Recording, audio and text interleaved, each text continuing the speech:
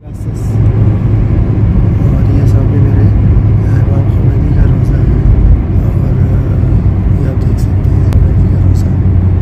اور ایئرپورٹ سے نکل کے تو اب مقامی زیارات کی تیاری شکر مولانا زندگی اللہم صلی علی محمد وعلی محمد. یہ جی امام خمینی کا روزہ ہے اور ہم یہاں پہ تہران میں مقامی زیارات کرتے ہوئے انشاءاللہ تعالیٰ گھوم جائیں گے.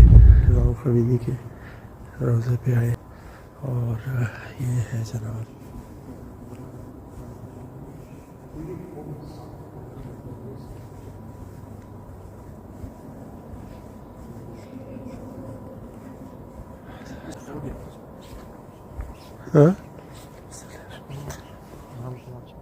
یہ جی علیہ السلام کا اور روزہ ان کا اندر مرکز ہے. میں ان کی مرکز ہے, مجھے ان کا نام نہیں پتہ. اور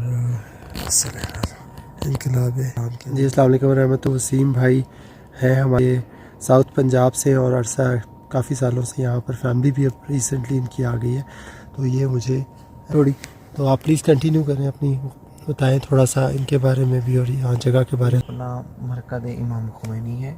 امام خمینی کا انہوں نے یہاں قبر مطہر بنائی ہوئی ہے اور ان کے ساتھ یہ ان کی وائف کی قبر ہے اور یہ ان کے داماد کی قبر ہے, یہ والی یہ, اور یہ ان کے دوست تھے جو انقلاب میں ان میں کافی تعاون کیا تھا ان کا, حضرت رسول. اور یہ آغا طباطبائی خاندان سے اور اندر ان کا ایک بیٹا ہے. ہی بڑا انہوں نے بنایا ہے حرم. اور وہ میں بتا رہا تھا بی بی معصومہ قم کے بارے میں, جہاں ہم ابھی انشاءاللہ جائیں گے.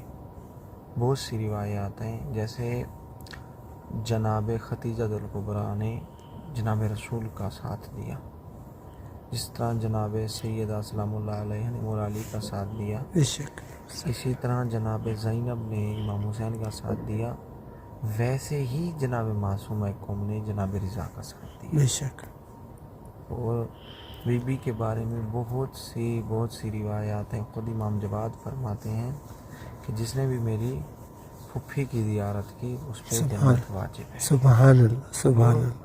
قم کے بارے میں روایت ہے کہ جب ہمارے مومنین غم کو پائیں, نڈھال ہو جائیں, دنیا سے تنگ ہو جائیں, تو ان کو چاہیے وہ قم کی طرف رخ کریں. اتنا مرتبہ ہے.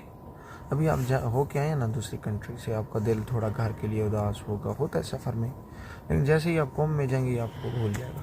یہ ہمارا وہاں کا تجربہ ہے ماشاءاللہ. اور اس میں خوشبو عش اہل بیت. خود امام کا قول فرمان ہے کہ وہ فرماتے ہیں کہ اللہ کا گھر جو ہے وہ مکہ میں ہے اور رسول کا گھر جو ہے مدینہ میں ہے.